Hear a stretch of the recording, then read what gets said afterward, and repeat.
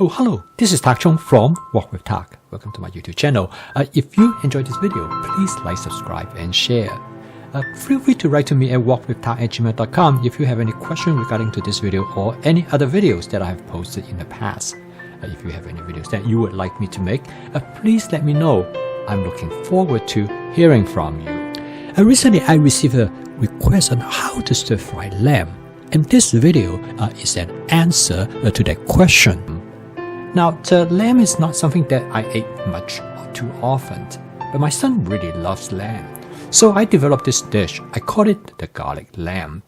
And the basic idea is that I'm going to coat the lamb with garlic before I stir fry them. And there's some distinct advantage to that. And the cut of lamb that I'm going to use is the leg of lamb roast. Now most people said, well, this will be too tough. But I'm going to show you that it's just not the case at all. This lamb is come from Australia, from a company called Thomas Farm, and it's a really good quality lamb. And after I bought the lamb back from the supermarket, I cut up into thin slices, and then I distribute them into a Ziploc sandwich bag as I normally do with chicken, beef, or any other type of protein. And I set it about somewhere between 6 to 8 ounces size. This is just about the right size from the standpoint of cooking a dish with vegetables. Again, it's important to remember that I use meat mainly as a condiment rather than as the main ingredients. This not only that will allow me to eat more vegetables, but also make the vegetable dish more interesting, as well as the protein more interesting as well. Now, cooking this dish requires high heat, which I'll explain to you in a little bit. I use the wok, which I'm going to use my regular cooking oil. I just use canola oil, but recently I have also switched to refined olive oil. Now, the canola oil is substantially cheaper than the olive oil, and from my standpoint, it really do not taste a lot of difference. Although, if you're concerned about just like some people suggest that the canola oil might have this health hazard, then you can use olive oil, the refined olive oil. Now, I use this wok which I have cooked another dish before. And since that dish actually is an egg dish, and so the wok's already been seasoned, and I don't have to really wash it again. And this is one thing I find it really useful to do, is that when you cook multiple dishes, I would start out dishes that with the least flavor in terms of intensity, and gradually move to dishes that with stronger flavor. And also a dish that have very little sauce, so it will not cause the wok to have to season again. Because anytime if you cook anything with moisture, there's going to be a problem, because when you heat up the wok again, whatever the moisture is in there will get burned. If you have sauces in it, then it will get burned. Now in this case, as you can see, I have a little bit of burnt material at the bottom of the wok, but that's not too much of a problem. Normally, I season my wok with my spot seasoning method, and it worked really well with a stainless steel wok. And you can take a look at this video for more details of how I go ahead and season the stainless steel wok.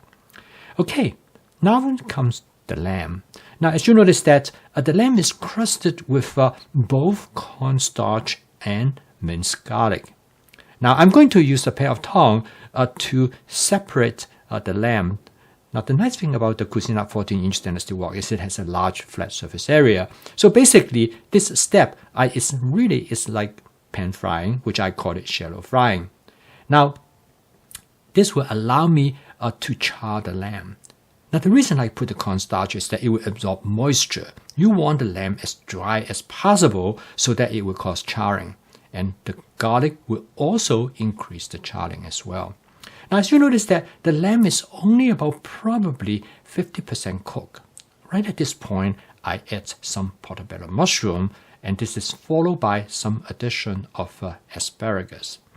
Now, I still have the burner turned to the highest setting, which I use the glass top electric burner.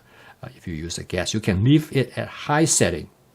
The important part is that I added the vegetables so I can modulate the temperature of the wok. I noticed that I also add some purple cabbage, which mainly is to enhance the color of the dish. Now, the vegetable plays a very important role to retain the texture, to keep the texture of the lamb as tender and moist as possible. because what happened is that the initial charring occurred when I first put the lamb into the wok. In this case, the temperature is very high. It will cause charring. As you can see that some of the lamb pieces start to char. Now, it depends on how much you want to cook the lamb. In this case, I want to cook the lamb somewhere between medium to medium rare. And this is the reason I add the vegetable very early. If you want to cook it more well done, then you add vegetable a little bit later. And this is followed by some addition of colored bell pepper. Now again, the colored bell pepper really is designed to enhance the appearance of the dish. And of course, it will also give the dish a nice crunch because the colored bell pepper is going to be very lightly cooked. All the vegetables in this dish are very lightly cooked and to retain the best of their natural flavor. And then I add about 1 tablespoon of oyster sauce, just a very small amount, or you can skip that if you would like to. This dish, the strength of the flavor really depends on the ingredients themselves. If you have a good asparagus, and if you have a high quality portobello mushroom, and as well as the colored bell pepper, you are going to have excellent flavor even without any type of sauces. But the amount of oyster sauce really help. So a small amount of oyster sauce, and I also add just a touch amount of water to dilute the oyster sauce a little bit, so there will be a little bit more sauce in coating the food ingredients.